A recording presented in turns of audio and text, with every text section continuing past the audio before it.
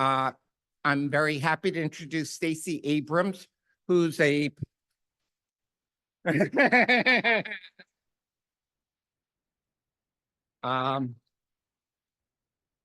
she's a political leader, a business owner, a New York Times bestselling author, a tax attorney by training. She served in the Georgia House of Representatives, 7 as minority leader, and was a Democratic nominee for governor of Georgia in 2018 and 2022. She's launched many organizations devoted to democracy protection, voter engagement, tackling social issues, and building a more equitable future in the South.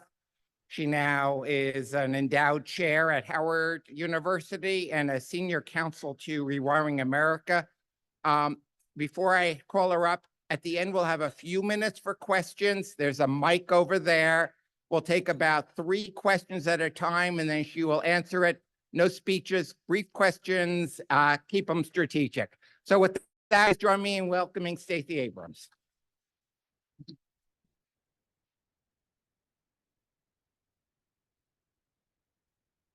Thank you. Thank you very much. So just because they're always so nice to me whenever I'm here, and it's one of the few times I actually get to eat, I want to thank the servers for what they're doing today. Can you join me? I mean, they didn't feed me, but, you know, on your behalf. It is my honor to be here today. As Steve mentioned, I'm in the middle of a board meeting, but when I knew you all would be here, I wanted to make certain I made an appearance. I have worn many hats. I work on a lot of issues, but there is a connective tissue for everything that I do. I think that people have the right to thrive, that we are responsible for ensuring access and inclusion, and that means that no matter what the barriers are, our job is to identify those barriers, figure out how to remove them, and then empower people to remove them themselves. And when it comes to the energy economy that we see around us and the absolute necessity of climate action, this is an incredibly important room. I grew up in Gulfport, Mississippi. I like to say I was born in Wisconsin. I vaguely remember cold and cheese curds. But my family's from Mississippi, and my parents returned home to Mississippi when I was around 3. So I grew up in Mississippi. I came of age here in Georgia. We moved here when I was 15. But when I was growing up in Mississippi, I lived in Gulfport on the Gulf of Mexico. We were the only, when I was in high school, we were the only debate team in the southern half of the state, which meant we were a member of the Louisiana Forensics League. We debated in New Orleans, which was an extraordinary opportunity for teenagers to do things they should not be doing. But to get to New Orleans from Gulfport, we would drive through an area known as Cancer Alley, a corridor of petrochemical plants where you had incredible poverty rates and incredibly high rates of cancer and other illnesses that were directly connected. But you also had deeply disconnected and disaffected political leadership. You had no health care. And we saw again and again that no matter how loudly they cried out, no one could hear them. And for me, that became the genesis of my interest in environmental justice. When people look at my resume and say, how did she end up going from being a tax attorney to working for Rewiring? For me, it's a very straight line, because the issues that Rewiring is helping to tackle, the work that you are a part of, is about how we make certain that communities like Cancer Alley never have to be left behind again. And how does that work? Rewiring began a think tank. They worked to insist that the Inflation Reduction Act include funding, direct funding that would go to residential communities. That instead of the hope that if we gave it to the states, they would do the right thing, instead of the hope that if the federal government ran the program, it would eventually work out. They believed, as I do, that direct investment in communities is the way to break the cycle of money not getting where it's supposed to be. But more importantly, it is a way to empower communities, to empower homeowners, to empower renters, to empower people to actually make their lives better. We know that it matters what it feels like inside your house. It matters if you're hot or cold. It matters if the wrong storm means that your child has no access for the next 2 weeks to hot water. It matters if you can't afford to upgrade an appliance that's making your family sick. And what the IRA is producing is hundreds of billions of dollars that will go directly into homes and directly into our future. We also know that 42%, as you guys know, 42% of all of the energy emissions that we are concerned about come from decisions we make at the home. So whether it's the decisions around your kitchen table, in your bathroom, in your living room, or in your driveway, that's how we can start to turn the tide on climate change. That is how we take climate action. And I live in a region of the country where natural disasters are taking on an extraordinary cadence of normalcy, where extreme weather events are no longer irregular. They are still extreme, but they are too intentionally regular for us to ignore the consequences.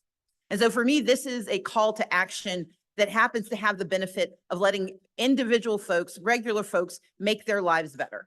Whether it's upgrading their stove to what they saw on TikTok, as long as TikTok is still legal in the United States, whether it is getting a new car that means they can actually deal with the fluctuations in gas prices because they can plug it in when they get home.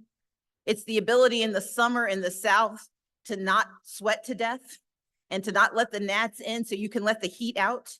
It's the ability to have a power bill that doesn't make you make a decision between paying your utility bill and paying for your prescription drugs. Those are choices that real people have to make every day. And sitting in this room is the opportunity to help people make better choices, to have the freedom to make those choices. But what we know is that making those choices means having the information about those choices. And that's what Rewiring is truly focused on. I joined Rewiring because not only is it a think tank, it is a do tank. It believes that now is the time to do right by our people so that they know what they are entitled to, that they know about the billions of dollars pouring through states, but more importantly, that they know that their money and they have the right to it. There's a jingle for some other company that I'm not going to sing because I don't sing, but you know, it's your money. You can get it when you want. Well, it's your heating and air conditioning. It is your heat pump. Get it now because you can. And we have the opportunity because of the IRA to help people understand better. There are two parts to what Rewiring has done that make me the most excited. One is that they have a website where you can go on that website, and it's been populated by community groups and activists, but also by scientists, so people know what we're talking about. For those of us who know the language, we know what this means, but for a lot of folks, they don't know the difference. They don't know why this matters. They just know that they're miserable and hot, or they're freezing and they can't afford the delivered fuel cost. We also have now created what we call PEP, our Personal Electrification Planner. It is a tool that we are beta testing. It's rolling out across the country, and it helps you down to your home figure out what you're entitled to, help you schedule it, and help you figure out how to take advantage of all the money that's now available. But we need you to know about PEP. We need you to know about Rewiring because we want to help you help everyone else. The other piece of this is making sure that we do what we know is right, and that is that we connect with community. Very few people believe that what is offered is real. There is a deep skepticism about the IRA. There's a skepticism that any of this is going to work because we've seen it tried before. And it's often, you know, really good idea on paper, but in translation, it loses a lot. I used to be a state legislator. What we talked about in committee had nothing to do with what actually came out in law. And then you have a bunch of people who are responsible for interpretation. Well, one of the benefits of the IRA is that while it has some complexity to it, it also has clarity to it. When we engage community, when we engage service providers, when we work together, we can get this money to the communities that need it, get them the devices and appliances they need, and we can do it fast. We've got speed on our side and we've got resources on our side, and now we need information on our side. And what you are doing today, what you are doing through this conference is understanding what that looks like. From finding workers who can actually install those appliances, knowing that if they get into the game now, there are 124 million households who between now and 2050 need new appliances. That's a lot of jobs. That's also a lot of money pouring into communities because the benefit of the IRA is that all of this work is place-based. No one's going to move from DeSoto to Atlanta and bring their house with them. So we've got to go to where the opportunities are. To that end, part of my job at Rewiring has been creating what we call demonstration projects. As I said, I grew up in the South. I'm a daughter of the South, and we are deeply skeptical of everything. We'll say, bless your heart, but we don't mean it. We want to know what you are intending. We want to know why you're doing it, and we want to know how it works, and we don't want to be first. We're going to let you try it out. And so what we have done in 5 cities across the country is actually test out, what does the IRA look like in practice? We are in Milwaukee, Wisconsin, working with community organizations and working with politicians to understand how either side might create some problems for the homeowner who needs what they need. We're in Gresham, Oregon. We're in Tulsa, Oklahoma. And because it's me, we're in East Point, Georgia, and DeSoto, Georgia. Down in DeSoto, we are not just helping 1 or 2 or 5 community members. We are actually working with an entire town to help upgrade their appliances. If you look at the composition of those communities, they are intentionally diverse. They are African-American and white. They are Latino and API. They are urban and rural. They are suburban and exurban. In East Point, we're working with a housing development. Public housing needs access because multifamily housing is one of the ways we make this change real. We're working with homeowners and renters because we know these are different conversations, but they have the same solution. And we are working in different climates. Where delivered fuel is part of the conversation, and where in the South, we have electricity, just no one can afford it. And so our job is to figure out how we enter, how we help, and how we get good done. But here's what I'm calling you to do. You are part of the vanguard of communication. As I said, it's not about what's available, it's about who knows about it. And sometimes we can be overwhelmed by the sheer volume of opportunity and by the speed at which we're being asked to deliver it. What I tell our folks at Rewiring every day is this. It was a fantastic movie title, Everything Everywhere All at Once. It is a terrible call to action. But we can all do something somewhere soon. We can all find the space where we occupy a position of privilege, where we know something that someone else doesn't know, where we can direct them to a place they need to go, and where we can help them find the answer.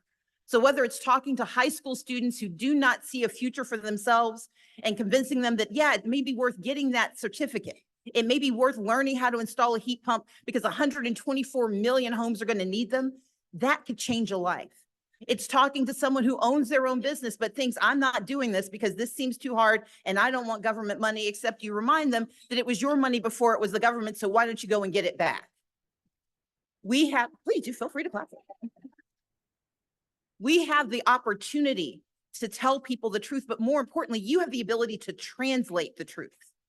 Sitting in this room are experts who understand that this technology might be new, but it's solving the same problem we've been trying to solve since we came out of the caves and realized it was cold. You have the ability to explain that this technology may seem unfamiliar and may seem expensive, but there's money out there to help you pay for it. But you're also able to talk to families that are worried about asthma and say that despite the histrionics, no one's trying to take your gas stove, but you might like this induction stove a little bit better. That no one is trying to take your furnace, but it might be faster since your teenage daughter doesn't know how to turn off the hot water if you have a heat pump that actually is more efficient. We have the opportunity to tell people the truth, and there's a truth that we're telling that's actually to their benefit. That is why Rewiring is so proud to be in coalition with Enterprise, one of the leading multifamily affordable housing organizations in the country, with LISC, but also with the United Way and Habitat for Humanity. We are the most interesting Justice League ever assembled. It is a climate justice league that believes that we can take action in our homes right now and get good done. And so I'm here to call you to action, to call you to arms, and to call you and tell you it's time to get to work. Thank you so much.